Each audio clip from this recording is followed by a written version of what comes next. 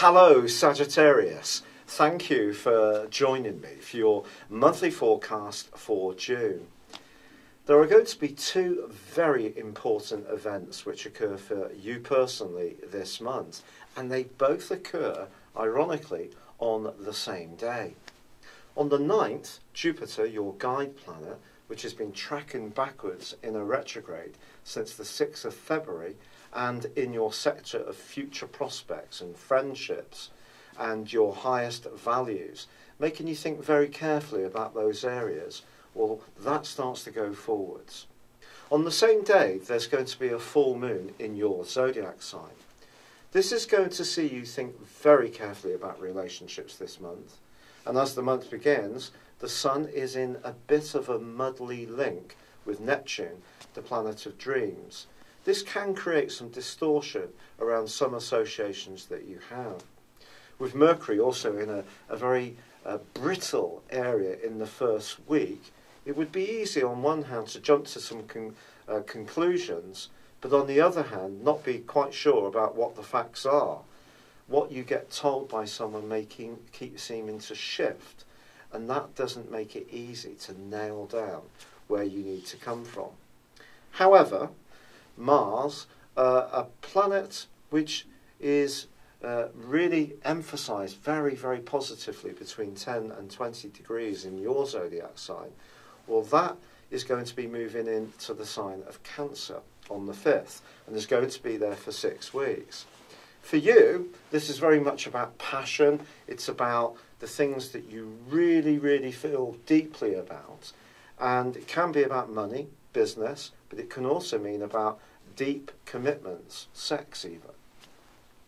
Being a free-spirited archer, these kind of commitments are something that you have to only get involved in if you still feel that you can have a degree of space to be yourself. So Mars is going to be an interesting transition for you. However, on the 6th, Venus moves into a very practical area.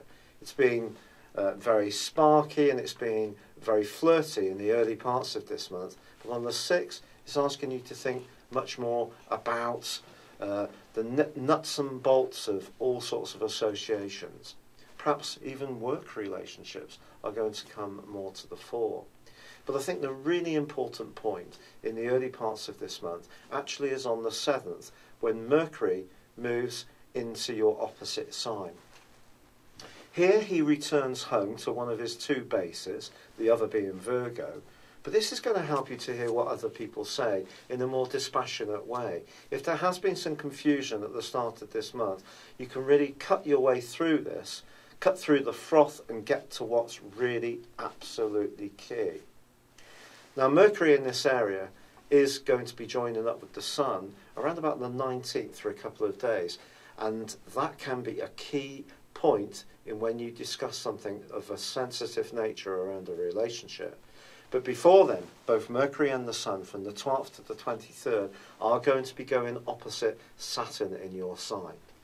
Saturn's been with you over the last 2¼ years, and wouldn't you know it, because elements of your existence then probably are not in your world now. It could be a relationship, it could be an attitude, could it be some kind of physical approach to a situation, because Saturn in our own sign asks us to narrow things down to what's really essential. And I feel in its opposition to both Mercury and the Sun at the heart of this month, if there is a relationship which isn't working, there can be some very frank discussions. Because Mercury and the Sun in the 7th house are generally great. They're great for being competitive, they're great for being sparkling, interacting, but Saturn's asking you to be a bit more serious about all this. You can be one of the most jovial and fun members of the zodiac, but when it comes to your key relationships, this is a time to really think carefully about what you want.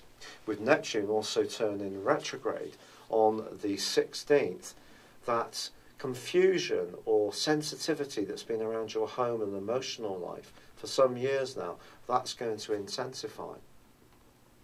However, by the 21st, both the Sun and Mercury together in conjunction move into the sign of Cancer, joining up with Mars.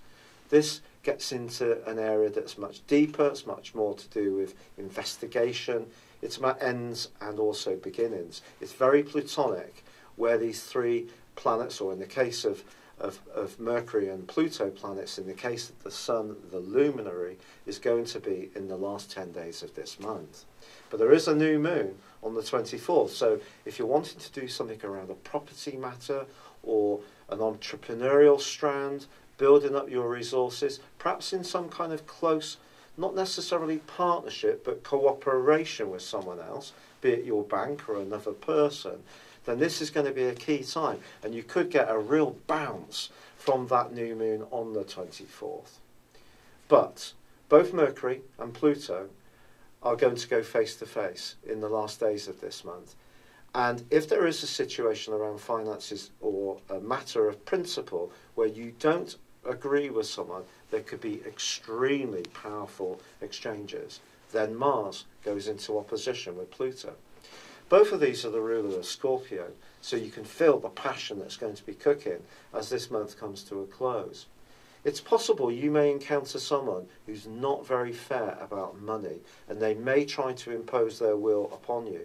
Obviously, we live in a world which is becoming more and more broken down in terms of rights and conditions, especially employment rights and conditions, because employers want flexibility in the job market. But that's not always a good thing. So you may encounter a situation where someone's pushing something against your principles, and you may feel you have to make a stand, and if necessary, do that. Equally, the opposition between Mars and Pluto could see you having a huge attraction to someone that really burns within you.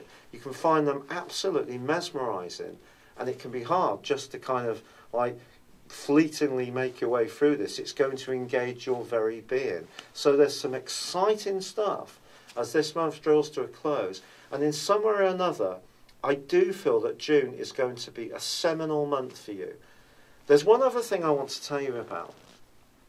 In May, on the 9th, the North Node, the point of destiny, reversed into the sign of Leo, which of course is your sister fire sign. And it's continuing to track backwards. It goes in the opposite direction, it actually goes clockwise to the planets. But it is actually forging a brilliant link with Uranus all through this month. Now, Uranus is great for you in Aries because it really buys into your whole need to be flexible and free. But these two are cooperating brilliantly. Don't underestimate what education, travel, new ideas or new people can bring to this month, because something completely radical could sweep in this month, which really is a game changer, and you could love every single second of it. It's been a real pleasure being with you. Thank you for joining me. Good luck, and goodbye for now.